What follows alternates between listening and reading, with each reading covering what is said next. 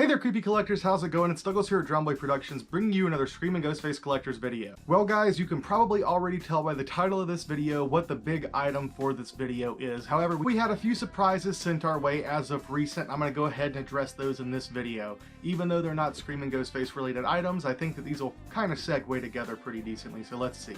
So to start things off, we have a couple of items from Nick over at Nicholas Ghoul on Instagram. So what Nick decided to send over is not one, but two of these Funko Pop Keychain pops. Is that too many pops?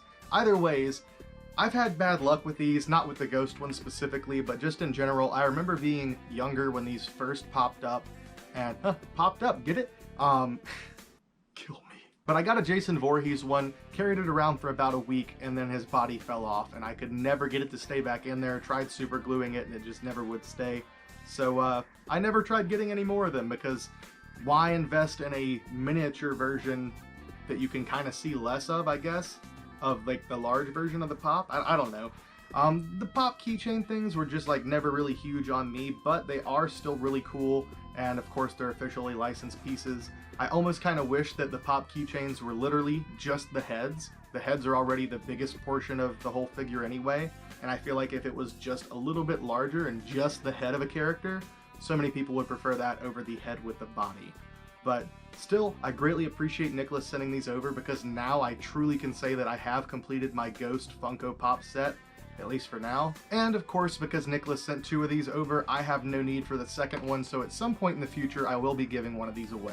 Alright, now moving from one ghost item to the next, decent little segue here, we have an item from Samir Ghazi. Samir actually sent me a couple of things over, and they were all completely by surprise. He had not told me, hey, I'm sending you a box to unbox, just here's a package. I already opened it, and so he's like, well, just show them on the channel in a future video, so here we are. First up, we have Funworld Hidden Face Mask. It's probably kind of difficult for most of you guys to really even tell what this is. It probably just looks like a black piece of fabric, and that's pretty much what it is. But essentially, this would be what they would call the Hidden Face Mask. I've heard some people call it the Hidden Face Executioner Mask, or just the Executioner hoods. But yeah, it just completely blacks out your face, and of course this was worn by the Nameless Ghouls during the early Opus Eponymous era. They would sometimes wear them just as is, often cut eye holes or cut eye and mouth holes, but yeah, Samir sent one of these over, and I did not have one of these untagged anymore, so I greatly appreciate that. That's actually a really great piece to add to the collection. I do have a tagged one though. Then we have another original Funworld piece. Samir sent me over this teeth mask.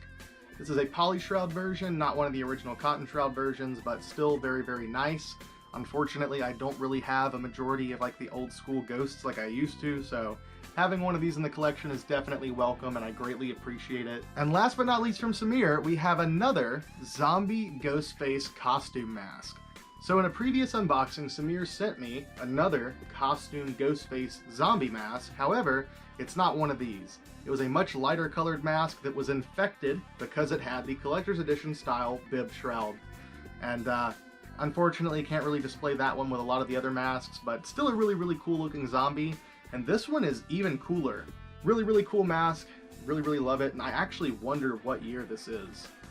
No tag inside to date it or anything, so there you go. Well, that does it for extras. A huge thank you to Samir and Nicholas for sending these items over.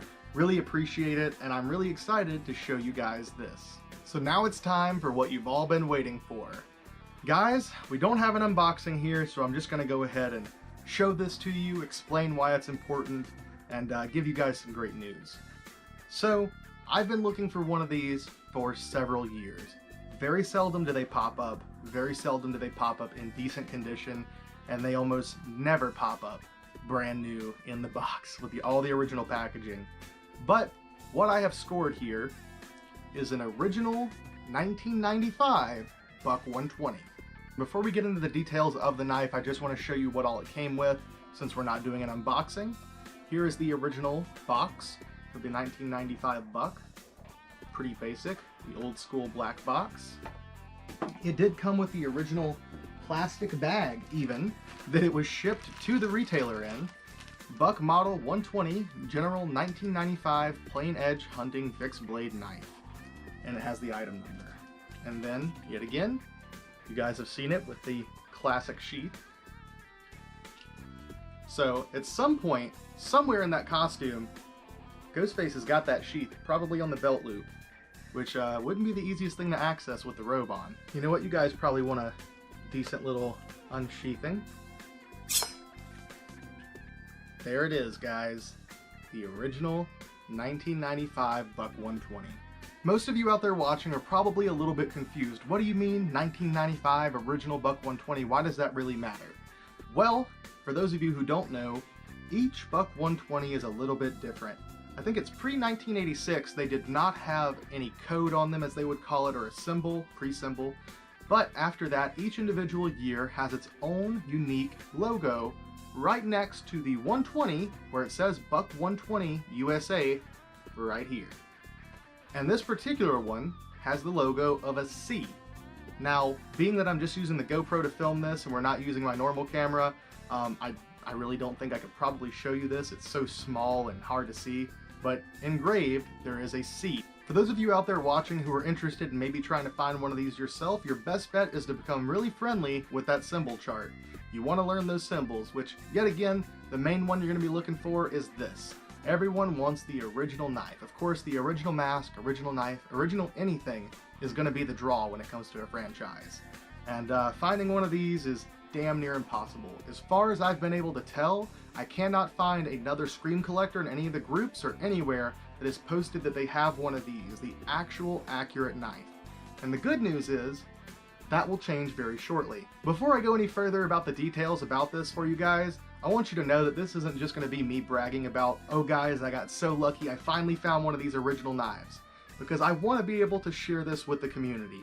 So, what I've decided to do is send this off to Mr. Burkbench, Clive himself, to replicate these for all of you out there. Clive already has the connections with so many different online retailers that are offering his resin bucks, rubber bucks, whichever ones. He does them in fluorescent colors, glow in the dark, chrome, normal, so many different ways, so much different variety. He has the know-how, he's produced them.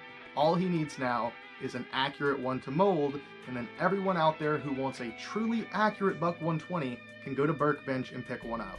And I'm sure most of you are saying yet again, why does it matter, Douglas, if it's a 95? Well, the symbols are not the only thing about these knives that are unique. Everything, really everything. The length of the blood groove, this channel right here, the actual arc of the back of the blade here, how it arcs, the shape of it is different.